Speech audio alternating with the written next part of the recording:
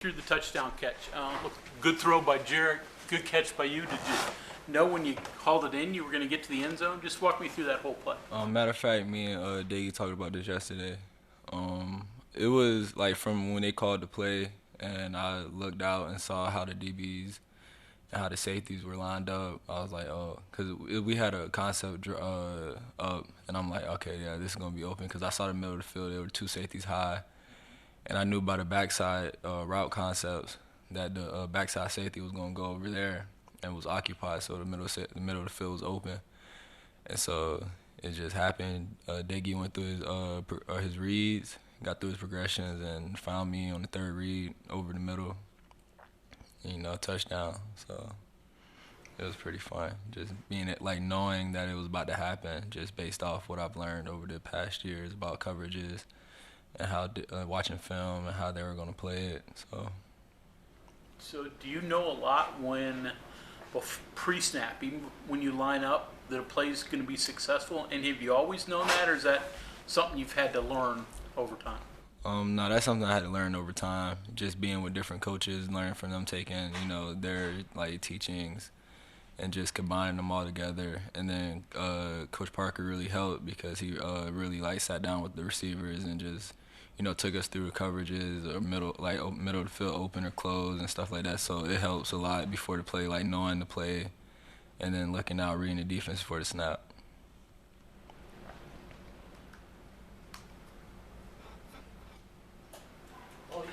All you've been through here, you've had to have a lot of belief in yourself. Can you talk about that a little bit?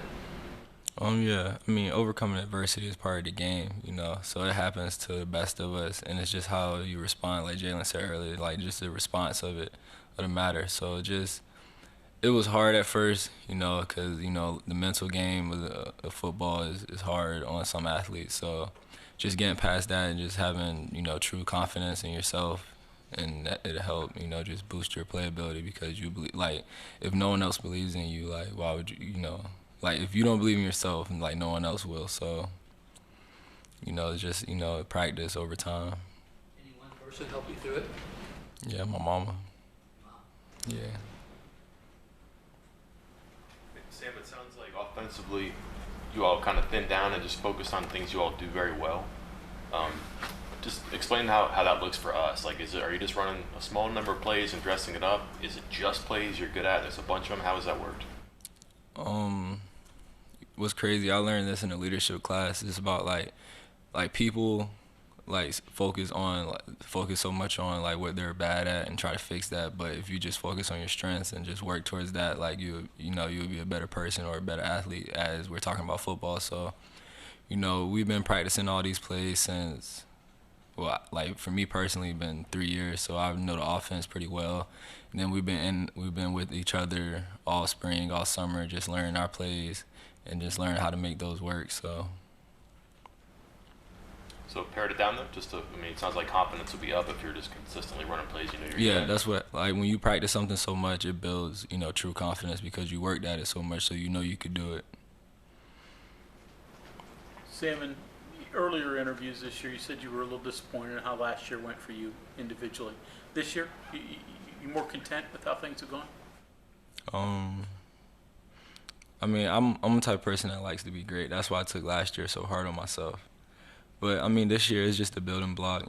I can't want everything all at once. Like, I understand that you have to work for it and it takes time. Like, you could dream about something one day and you can't expect it to happen. Like, you have to go put the work in for it. So it's just, a process that I got to keep going through and getting better at. I think it was Texas. You looked like your hands got caught between helmets or something. Was it? I think that was Texas, right? Mm-hmm. I guess that's an occupational hazard for a receiver. Does that happen a lot for you guys? Yeah, just like getting jammed fingers, all like hand smashed between, getting tackled and your hand gets smashed because, most of the time defenders try to get the ball out, so that's what they're going for most of the time anyways. So, I mean, it's hard, but then again, it's part of the game. Like, I'm a receiver, I gotta catch the ball, so. Offensive linemen, they can tape their hand up and go. I mean, you guys need your hands. You can't avoid Can't do that. nothing. Yeah, you can't play receiver if you don't have your hands. playing special teams been fun for you? Good for you? Nah, it's been fun. Wait, go Not ahead. good for you though, just fun. Nah, I mean it's good for you because like the next level they like really dwell on special teams and how you like stay in the league. Because normally in the league, if you're not the top one receiver, two receivers, you're playing special teams. But that goes for any position, honestly.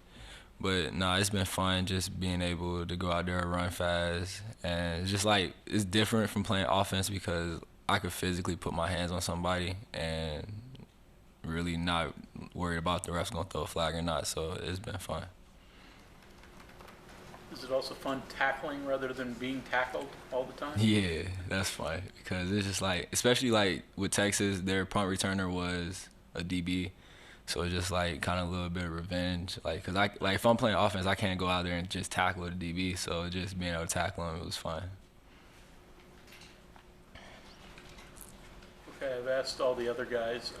Thanksgiving, in terms of what do you like about it? What foods do you like? Everything. Actually Sunday my mom cooked the Thanksgiving dinner for me. I love her cooking. She's like, nope, not being biased, she's probably the best cook in the world, honestly. You can ask my teammates, they done had her cooking before. But everything she makes I eat, so everything for Thanksgiving I eat. Particular thing she makes especially for Thanksgiving, that right up your alley? Her macaroni and cheese, probably her oxtails. When she make oxtails, they're pretty good. Okay. Make them a soup, or do you actually eat them? Nah, I eat them. Okay. Yeah.